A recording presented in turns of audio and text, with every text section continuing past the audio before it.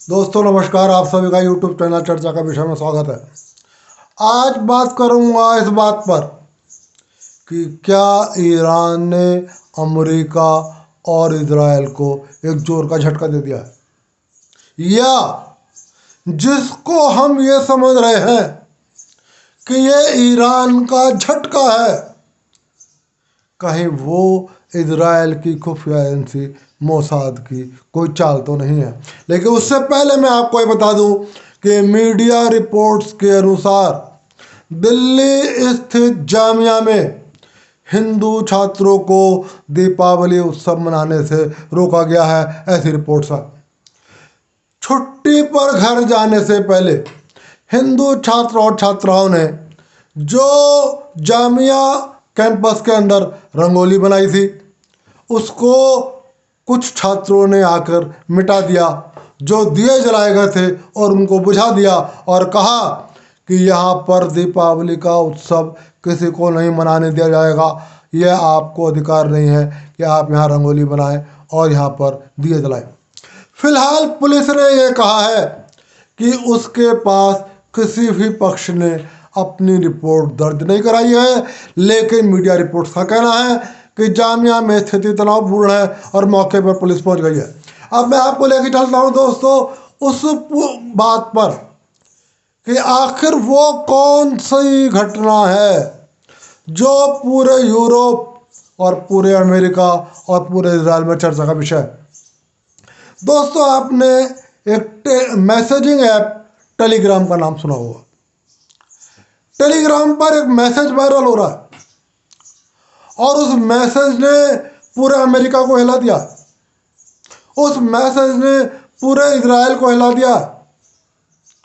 और सबसे बड़ी बात यह है कि उस मैसेज की वजह से अमेरिका के राष्ट्रपति चुनाव में एक नया मुद्दा खड़ा हो गया।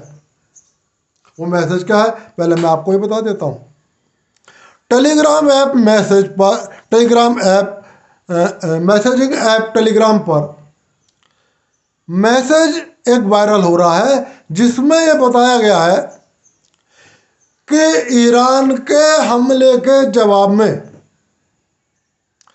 इजराइल कहाँ हमला करने वाला था।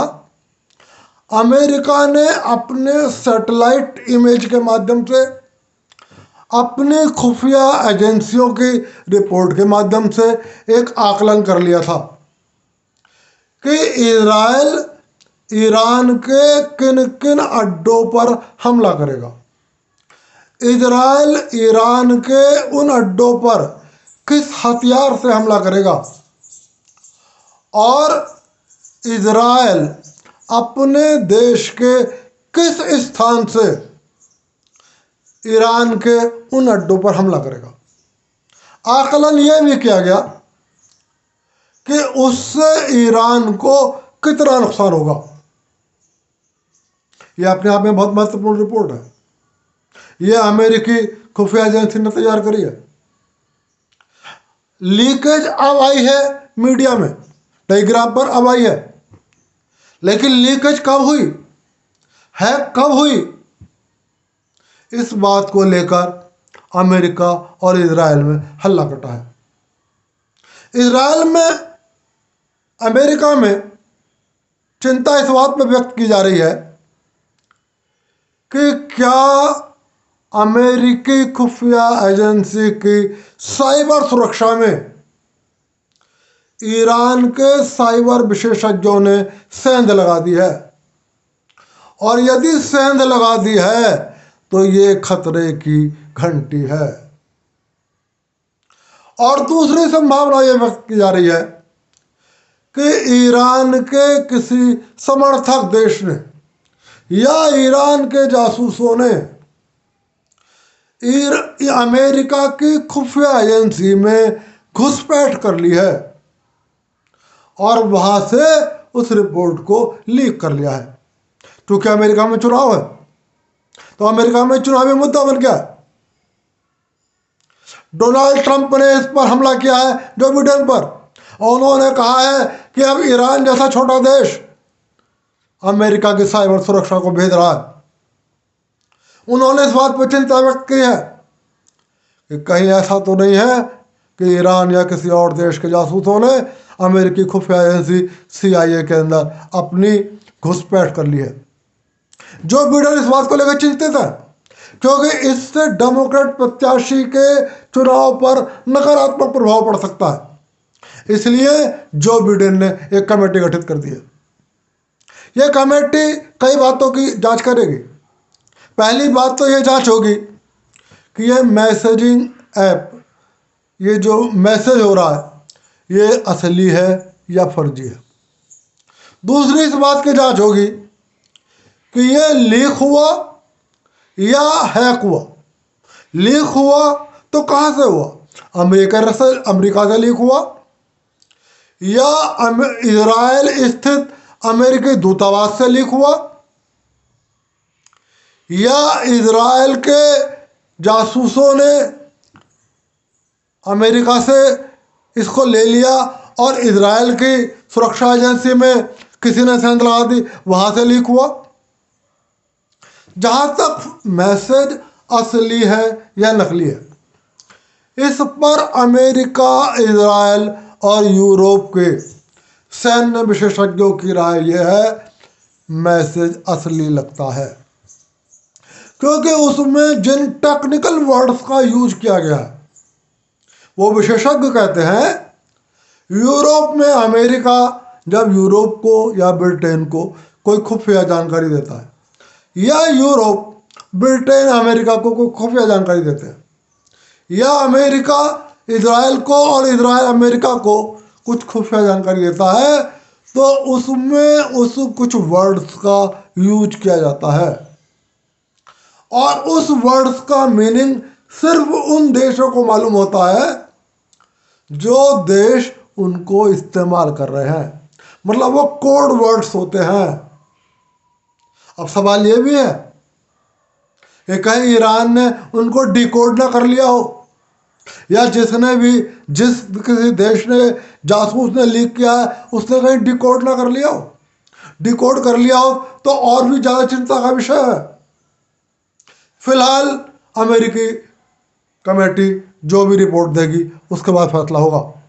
लेकिन एक दूसरी राय भी उभर कर सामने आई है और वो दूसरी राय उभर कर ही आ रही है कि इजराइल की खुफिया एजेंसी मोसाद, जो अपने दुश्मनों को चकमा देने में बहुत माहिर है, उसने जानबूझकर असली शब्दों के साथ कोई रिपोर्ट लीक तो नहीं कर दी। इसका मकसद ये हो सकता है कि उस रिपोर्ट के आधार पर ईरान अपने उन सैन्य ठिकानों को बचाने के लिए पर्याप्त सुरक्षा की व्यवस्था कर सकता है। अपने उन सैन्य ठिकानों पर जिन हथियारों से हमला होने की संभावना उस रिपोर्ट में दर्ज की गई है, उन हथियारों को विफल करने के लिए पर्याप्त सुरक्षा के इंतजाम कर सकता है और इस तरीके से ईरान अपनी सारी सुरक्षा को कुछ स्थानों तक सीमित कर सकता है। लेकिन वास्तव में इजराइल की चाल कुछ और हो, इजराइल को वहां हमला करना ही ना हो और इजराइल को किसी अन्य ठिकाने पर हमला करना हो, और चूंकि ईरान की सारी सिक्योरिटी दूसरे स्थानों पर हो तो इजराइल ईरान के उन ठिकानों को पूरी तरीके से नष्ट करने में सफल हो जाए। यह मोसाद की एक चाल भी हो सकती है। लेकिन दोस्तों, यह मोसाद की चाल है या ईरान के साइबर विशेषज्ञों की सफलता है कि उन्होंने हैक कर लिया, या ईरान के किसी मित्र राष्ट्र, जिसमें सोवियत संघ भी हो सकता है। मैं आपको बता दूं कि पिछले चुनाव में भी ये आरोप लगे हैं कि रूस की खुफिया एजेंसी की अमेरिका में पर्याप्त मौजूदगी है और वो अमेरिका के राष्ट्रपति चुनाव में भी दखल देता है। तो हो सकता है किसी और देश के जासूसों ने ये वहाँ से लीकेज किया हो जासूस वो रिपोर्ट को निकाल लिया हो और ईरान को उपलब्ध करा दी हो। लेकिन असली है या नकली है, फर्जी है या ये मोसाद की चाल है, ये पता लगेगा बाद में। फिलहाल विशेषज्ञों का मानना यह है कि यदि इजराइल अगले कुछ दिन तक हमला नहीं करता है तो इसका मतलब यह है कि इजराइल की वास्तविक रिपोर्ट लीक हो गई और इसीलिए वो हमला रोके हुए है। दोस्तों, 1 अक्टूबर को ईरान ने हमला किया था इजराइल पर, और यदि आपको याद हो, मैंने जब उस दिन वीडियो बनाया था तो मैंने उसमें एक लाइन कही थी आपसे कि जब तक मेरा वीडियो आपके पास पहुंचेगा, हो सकता है तब तक इजराइल ने ईरान पर हमला कर दिया हो। लेकिन 1 अक्टूबर के बाद आज तक इजराइल ने हमला नहीं किया, और आमतौर पर इजराइल जवाब देने में इतना समय नहीं लगाता। इसलिए आशंका इसी बात की है कि इजराइल की वास्तविक जानकारी लीक हो गई, ईरान को पता लग गई, इसलिए इजराइल को अपने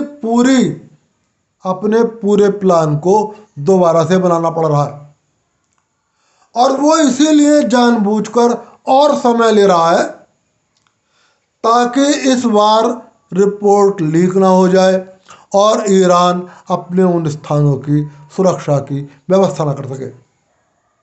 दोस्तों, ये सब जासूसों के खेल है, और जासूसों के खेल में कुछ नहीं पता होता कौन शय दे रहा है, कौन मात दे रहा है। जासूसों की लड़ाई के स्वरूप को बदल देती है। युद्ध में किसी को भी कमजोर नहीं आना चाहिए। युद्ध में आपने चींटी और हाथी की कहावत तो सुनी होगी कि एक चींटी ने एक हाथी को हरा दिया था। मैं आपको बता दूं, दूसरे विश्व युद्ध में जो विजेता हुए उनकी हार सुनिश्चित थी, लेकिन उनके एक पायलट ने जान की बाजी लगाकर अपने सुरक्षा कमांड के निर्देशों का उल्लंघन करते हुए तत्कालिक आधार पर एक निर्णय करा और जापान की सुरक्षा को लांघ दिया, और मात्र 1 घंटे के अंदर, शब्दों पर ध्यान दें आप, मात्र 1 घंटे के अंदर जापान के सैकड़ों विमान और विमान वाहक पोत नष्ट हो गए और दूसरे विश्व युद्ध का बाजी पलट गई। जो पक्ष जीतने जा रहा था वो पक्ष हार गया, और जो पक्ष हारने जा रहा था वो पक्ष जीत गया। इसलिए ईरान को कमजोर मत समझो, और यदि ये हैकिंग या ये जासूसी ईरान ने करी है तो इजराइल को और ज़्यादा अतिरिक्त सुरक्षा बरतनी चाहिए। इसलिए भी बरतनी चाहिए, मैंने कल अपने वीडियो में कहा था कि पाकिस्तान के परमाणु वैज्ञानिक चोर अब्दुल कादिर खान ने इस बात को स्वीकार किया था कि उसने जितनी टेक्नोलॉजी अभी तक उसे ज्ञात है वो नॉर्थ कोरिया, ईरान, इराक इनको बेची थी। तो हो सकता है ईरान ने भी कोई ऐसा हथियार विकसित कर रखा हो जिसका अंदाजा अमेरिका और इजराइल को ना हो, और वो अचानक उस हथियार का इस्तेमाल कर दे जिससे इजराइल को लेने के देने पड़ जाएं। दोस्तों, आज की बात यहीं ख़त्म कर रहा हूँ। जो भी और फर्दर जानकारी होगी, चाहे युद्ध में ईरान जीते और चाहे युद्ध में इजराइल जीते, आपको चिंता नहीं करनी है, आपको कहीं नहीं जाना है देखने के लिए युद्ध का हाल क्या है। ये सब आपको मैं बताता रहूँगा, और वही बताऊँगा जल्द ही आपको अब हिंदुस्तान में होने वाले राज्य विधानसभाओं के चुनाव में और के बारे में, और यूपी विधानसभा के उपचुनाव के बारे में। आज का वीडियो यही समाप्त कर रहा हूँ, और फिर कह रहा हूँ वीडियो पसंद आए तो लाइक कर देना, चैनल को सब्सक्राइब कर देना। आप सभी को नमस्कार।